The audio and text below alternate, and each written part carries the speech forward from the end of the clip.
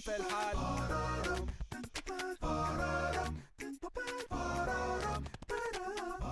ولا كنتش في البال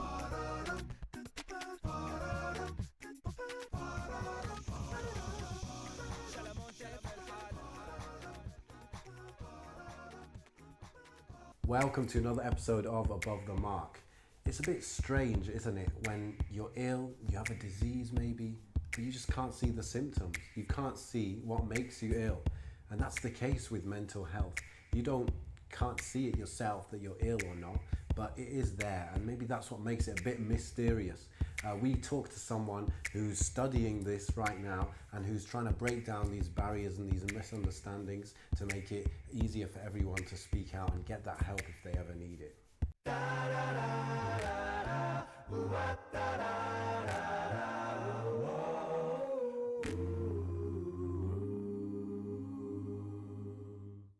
Okay, so I'm here with Minha from Inspirited Minds. We're going to talk a bit about mental health and dive into details of how we can practically deal with it. So Minha, so Inspirited Minds, it's founded with the aim of highlighting mental issues and empowering people to deal with them, right? So how did you arrive at this point now working with them? So in college I did an A-level in psychology and sociology because I was torn between the two, and when I came out of it, even though I was better at sociology, psychology sort of interested me more. Like I felt that I could do something more with it. It was just a drive within me. And then alhamdulillah, I'm now doing a degree in Islamic psychology, so it's just basically everything that I could want in a degree, alhamdulillah. So when I came across Inspirited Minds, it's exactly what I wanted to do. And they were looking for vacancies, so I applied, and alhamdulillah I got the job of being a public relations officer, so I write their articles and things like that. Okay, great. So let's go straight from the beginning. Sure. In terms of mental health. What are we talking about when we talk about mental health? So the technical term when talking about mental health is sort of like the psychological and emotional well-being, which sort of means a balance of, let's say, broad terms of happiness and sadness. Everyone at one point in their life gets stressed, anxious, they get upset, or even become obsessive about something. So for example, students might become insomniac during their exams, or they might pick up something that they have to do, which is completely irrational, or parents might become stressed or anxious when they've just had a newborn, things like that. And that is healthy for the mind. Everyone has to sort of flush out their mind, has to flush out their emotions. And for some it sort of stays like that, and that's when it becomes a problem, like a challenge that needs to be overcome, when people start to live with things that they really shouldn't, because some people have a phase and they need to get over it, and that's healthy because everybody needs to have a balance of emotions. And for people, when it becomes a problem, when they become really distressed and it becomes a mental health disorder, that's when it needs to be overcome. It's a challenge to overcome, not a threat. So Inspirited Minds is specifically interested in dealing with the Muslim community because of stigmatization, etc., within that community. Is this, how big is this barrier, the stigmatization, and how can we deal with that? How are you going about dealing with that? Although there's a large stigmatization from the Muslim community, it's also not just in Muslims, it's in a lot of other cultures and a lot of other faiths as well. So Inspirited Minds isn't just exclusively for Muslims, that we welcome all faiths. But from the research that Inspirited Minds has conducted, that's what they've found the outcome of, because young Muslims, they find it difficult to come out about their problems because it is still a taboo subject. So stigmatization, a big proportion of it is down to lack of education, because obviously before, for example, my parents' generations and before, they didn't know the meaning of depression, they didn't know the meaning of anxiety or bipolar, OCD, because obviously people had it, but it didn't have a name or a label or a treatment. And I think that's where it comes from, because mental health okay, it's not like a physical illness. Say for example, if you have a physical illness, people can see it and they know what to do with it. So when you have a flu, you know to go into bed, drink lots of fluids. When you have a broken arm, you know what to do with it, rest up. But with mental health, if someone has a mental health disorder, it needs the same attention and care that like a physical illness does. Just because you can't see it and because you don't know how to deal with it, it doesn't mean that it's not there, it doesn't exist. And I think that's one of the main reasons why it gets brushed underneath the carpet, because people are too scared to talk about it because they don't know, well, they do know enough, but they don't know how it feels. You know what I mean? Because you don't know what a mental health disorder is until you experience it. So you need to step into someone's shoes for that stigmatization to be broken down. And it seems to me that this stigmatization, I mean, it's all over. I mean, it's with all cultures, all backgrounds, society at wide, isn't it? I mean, there is still, like you just said, it's not a physical thing you can see, so it's always going to be a little bit of mystery around it, isn't it? Definitely. But hopefully, just how we know what to do when we have a cold, we're going to know in maybe a generation or two what to do. Great. Okay, so what can we do? You talked about education. Hashtag time to talk. Do you want to talk a bit more about that and what we can do? Okay, what you can do as a person to break that barrier of stigmatization is to be approachable. Because say for example you have a friend who's going through a tough time and they can't talk about it because of the stigmatization. You need to be approachable, let them know that it's okay, let them know that there's nothing to be embarrassed about, are you okay? I'm here if you need to talk. Because if you don't break that barrier for them, they're probably not strong enough to break it themselves. So you need to kind of throw the first stone for them to come back with more. Yeah, okay. Because everyone has mental health and everybody will have a problem with it at some point. And just because yours isn't prolonged doesn't mean that you're better than someone else or it's something to be embarrassed about. So where do we draw that line then between depression and between I'm just having a bad day? When do we have to go and seek that professional help? Well, I think that everybody, like I said, it needs to be aware of the symptoms of depression and other mental health problems. So for depression, for example, if your bad day lasts for longer than 2 weeks, if your normal functioning has been impaired, so you literally don't feel like getting out of bed, but there's nothing physically wrong with you, but you just literally don't have the energy, you lose interest in the things that you have always loved, you're not very sociable anymore. So it's little things like that, that's when you need to go seek professional help. So can you give us, say, 3 places we can go for help, for that initial contact? Okay. So there's www.inspiritedminds.org.uk and they have a little contact us tab. You can contact them through telephone, through email. I think they also have like a Skype face-to-face sort of counselling session which you can contact, and someone will always get back to you like within a day at least. So there's obviously the NHS, they have a sort of mental health website attached to theirs, and there's loads of organisations, and obviously the 2 that I mentioned, they're not just for Muslims as well, they're not exclusive to other faiths, so they're the main 3 that I would go to. But also just like your best friend, there's the unlimited help that you'll always have, that'll always be there. Okay, so talk to a friend, learn more about mental health and know yourself, isn't it? That's what it's all about. Okay, thanks a lot, and wish you the best in your degree.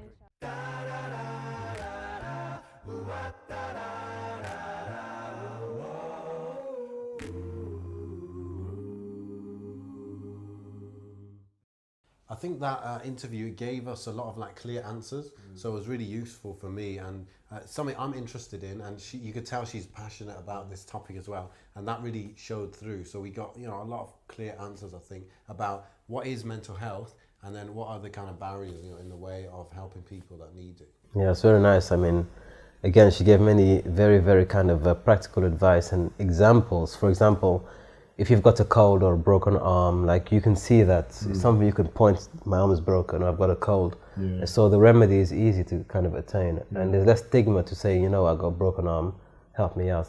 But what happens when you have a mental kind of problem and it's not visible, it's not tangible, but you're suffering alone. The taboo is there. People oftentimes think mental problems it's so negative. Like it's just the stigma attached to it is just so bad that people oftentimes are afraid to express that. You know, I may have a bit of depression. It's gone on for about 2 months now. I'm a bit. How do I get help? It's very hard for people to admit and to kind of say I need help for this. Even without, I think, without the taboo society, whatever, just within yourself, I think anyway, it's a bit weird to say I'm depressed, I'm this, I'm that, because you don't. Maybe you've seen a broken leg before, but you don't know what it is to be depressed. And you know, she did give us some good definitions there, but it just comes down to education as well. Sometimes, like if your sadness or your bad mood goes on too long, then maybe it is something serious, you know. And that's where knowing yourself comes into it, you know. So if you know what is normal for you and what is not normal, you're going to be able to diagnose yourself in a way. You're going to know, okay, this is weird and this is not. I mean, there's a lot to talk about, because the thing is, you know, when we talk of mental health and, you know, people kind of suffering from it, it's always kind of the worst case scenario. The reality is that it's just like physical health. Like the mind is so complicated that once in a while it does happen that, you know, just the way that, you know, once in a while you may get a cold or a flu, you may just feel a bit bad for a couple of days. It's expected because your body actually is working 24/7. So it's expected that once in a while you get a bit of an ailment here and there, and there's nothing wrong with that.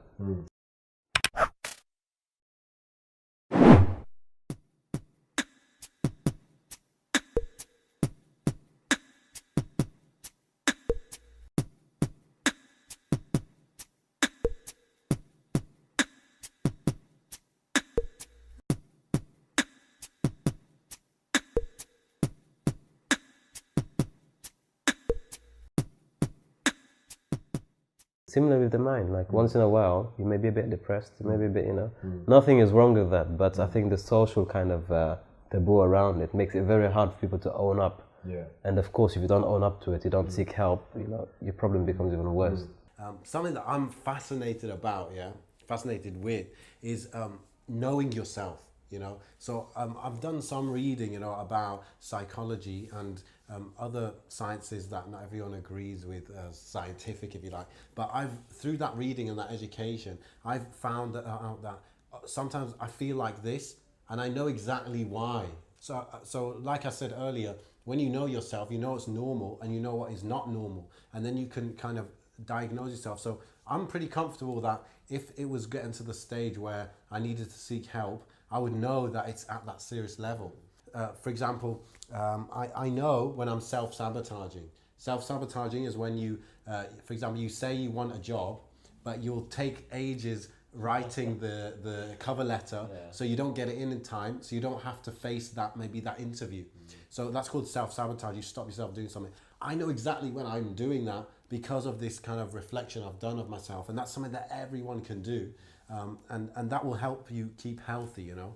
Yeah, so think about it. Like, we know our shoe size, we know our weight, you know, we know everything physical, our age. But when it comes to like your psychological profile, it's strange, we don't know. Like, we don't know who we are. Maybe it's harder to measure, right? But something that I was talking about is the thought patterns. That's it. Often it comes down to the thought patterns. So when you think this, then it makes you think this, makes you think this, and when you recognize that path, then it helps you know yourself. I think that's a big part of it, from what I understand anyway. Now, so this is more about what you can do as an individual, like what you can do to help yourself. What about what we can do for others around us? Like, if you know that, for example, your friend is going through like a lot of stress at the moment, divorce, you know, failed exam, whatever it is, unemployment, like how do we get in a position whereby we can help them psychologically and also help them kind of overcome it mentally? What can we do as individuals, as friends, as advisors, as, you know, how can we contribute to that individual's mental health and well-being? Yeah, well, she said, didn't she, that that you know, you could just be that person who can listen to them, and you should know them as well. I think to an extent, like you should know if this is normal or not normal for them, and then you can encourage them to seek help if they need it. On top of that, you can give, if you're looking into it, if you're trying to know yourself, you can give them the tools to try and find out who they are as well, what their you know, common thought patterns and all that are. So probably that's a way, and speaking out, isn't it? That's what she said. And also, just like maybe you're watching this and you have your own kind of, you're depressed, you know, it's not unusual. Like we need to really kind of normalize in society that it's not unusual. It's something that's actually natural. That sadness, grief, depression, you know, anxiety, these are natural kind of elements of a human being. And, you know, just make it known that, you know, this is something that happens even to the best of us, right? But there are alternatives, there are cures, there are ways you can go about helping yourself and helping others around you. I think the discussion about mental health is really kind of like no one talks about it. Almost it's easier to go and say, look, like, I remember hearing this example that when you break an arm or a leg, like everyone wants to kind of sign your cast, get well soon, like, or they'll give you a card. But when you break your heart, right, no one's around. Like, people are a bit kind of afraid of, you know, people who have mental health and mental health issues. People are afraid. No one's around to help you, to welcome you, to comfort you. And I think that's a sad situation. That's where the change could take Yeah, place. it has to begin. You begin with those whom you know, with yourself first, and with those around you, supporting them and helping them out. Yeah, so we asked online, why is it seen that, you know, physical health is more important than mental health? Why is it given more importance? Someone said, I do not think that there should be a choice between the two, as they are equally important and they complement one another. However, if the choice must be made, I would choose mental health. Like, I would say that's more important. That was only one truth said that. So someone else said, Jordan says, the day people realize that mental health is just as important as physical health will be a good day. So, And these are valid points. I think they're all saying the same thing. That's, you know. And they complement each other. That was a different point that I took out of that. That, you know, when you're well mentally, you're gonna be out there. You're gonna be maybe exercising. You're gonna be moving. You know, so it's gonna show maybe in your physical health as well. So we also did a street survey to find out what the average person has to say about this topic. It's a very, very sensitive topic. So, you know, we always value your inputs. You know, we want to find out what the average person has to say about this topic and what they think is more important: mental health or physical health. So we'll be back after this short street survey. I would say I'd probably sit on the fence and say it's a combination of both things, to be honest with you. Obviously, if you don't have your physical health, then you're not going to be able to actually, you know, just like achieve your direct physical needs. But at the same time, mentally, if you're probably not going to be upbeat and whatnot, are you really going to use your, I don't know, physical self to your best of your ability, maybe? I think in our society, probably your mental health is less important. There are more provisions for people with physical disabilities rather than mental health problems. So I think both are very important, but the society values physical health more.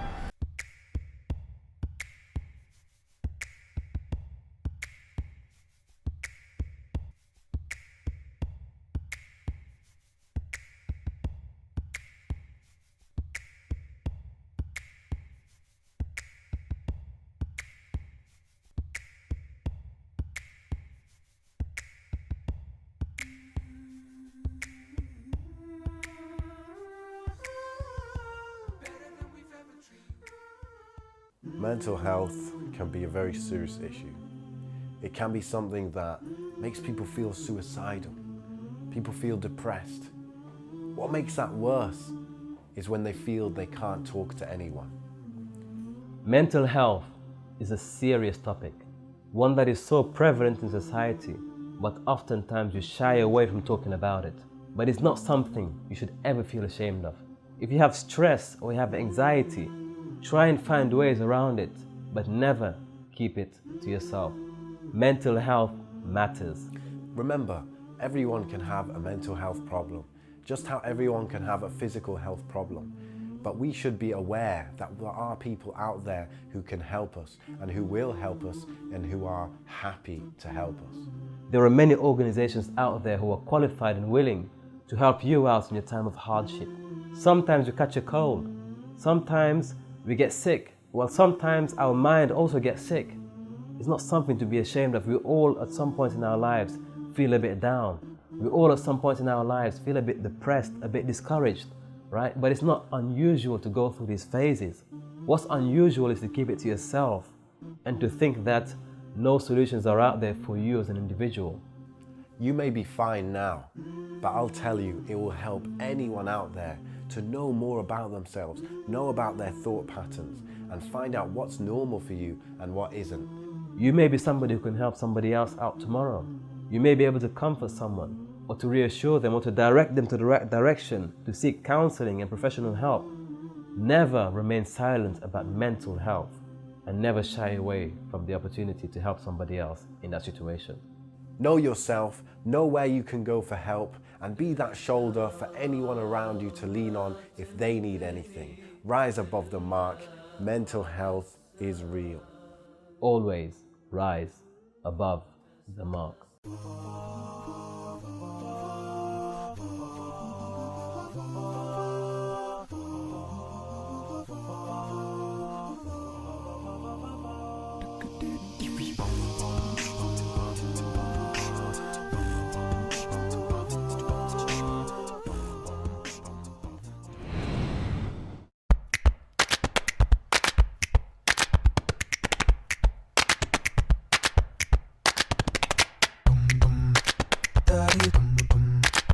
Bum bum bum bum bum,